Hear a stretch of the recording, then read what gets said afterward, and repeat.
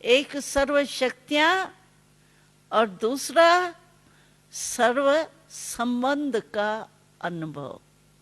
और तीसरा बाबा ने कहा कि सर्व गुण संपन्न प्रैक्टिकल लाइफ में अभी होना है।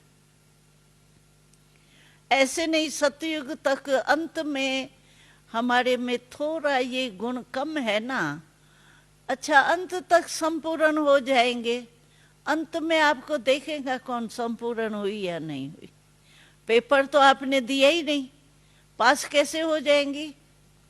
मानो मेरे में निर्णय शक्ति तो ठीक है, लेकिन मेरे में जो है वो अंतर्मुखता का गुण मतलब कम है। मानो मैं ज्यादा वो बोलचाल में आती हूँ, थोड़ा हल्के रूप में रहती हूँ, अंतर्मुखता का अनुभव हमको नहीं है। मानो अंत में मैं समझू नहीं, अंतर्मुखता का गुण जो है ना वो मैं लास्ट तक संपूर्ण हो जाएंगी।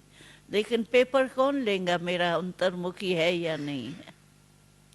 पेपर तो अभी देना पड़ेगा ना, तभी तो पास मार्क्स मिलेंगी। इसीलिए बाबा कहते हैं कि सर्व शक्तियां, सर्व संबंध और सर्व गुण, ये तीन बातें आप अपने में चेक करो।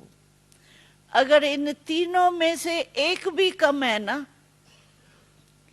भाई गुण एक नहीं है तो कोई अर्जा नहीं, अंतर्मुखता नहीं है, रमणीक हूं मैं, ठीक है, लेकिन अंतर्मुखता के बिना आप मनसा सेवा नहीं कर सकते। जब अंतर मन में शक्ति भरे, अंतर्मुखी होके अंतर मन में शक्तियां भरो, तभी मनसा सेवा आप कर सकती।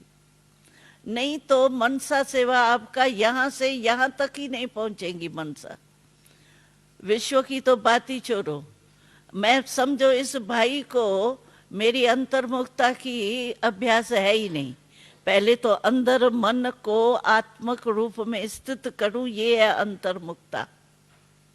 और अंतर्मुखता का रहस्य बहुत अच्छा है। आप देखो, अंतर्मुख कहते हैं, मुख क्यों कहते हैं?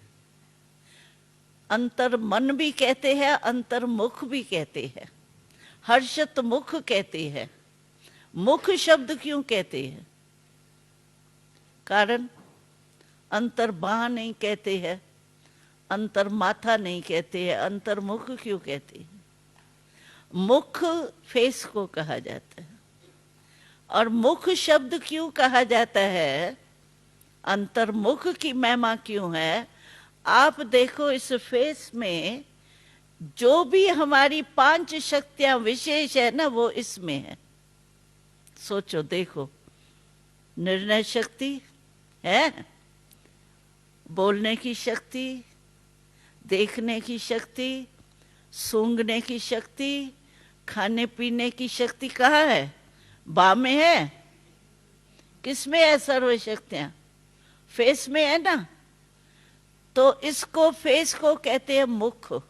तो अंतर्मुख अर्थात जो भी मेरी शक्तियां है ना, वो सर्व शक्तियां आत्मक रूप में स्थित हो, इसको कहा जाता है अंतर्मुखी।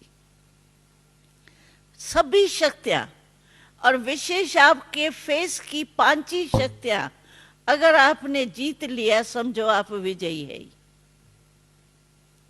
क्योंकि मुख्य तो यही है ना शक्तियां। अगर आसक्ति होती है तो मुख से होती है ना, खाने पीने की मुख से होगी ना। सुनने की आदत होती है, सुनती रहूं, गीत सुनती रहूं, किसकी बातें सुनती रहूं, कान भी इधर है। सोचती रहूं फालतू, सोच भी यही है। देखती रहूं तो आंखें भी यही है, धोखा तो यही देती है ना। इसीलिए बाबा कहता है, हमारा स्लोगन है अंतर्मुखी सदा सुखी।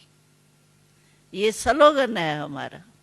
जो अंतर्मुखी होगा, यानी 5 ही विशेष शक्तियां आत्मक रूप में स्थित होंगी। अंदर हमारा क्या है? आत्मा ही तो है ना। तो अंतर्मुखी माना 5 ही शक्तियां हमारी आत्मक रूप में स्थित होंगी। इसको कहा जाता है अंतर्मुखी सदा सुखी।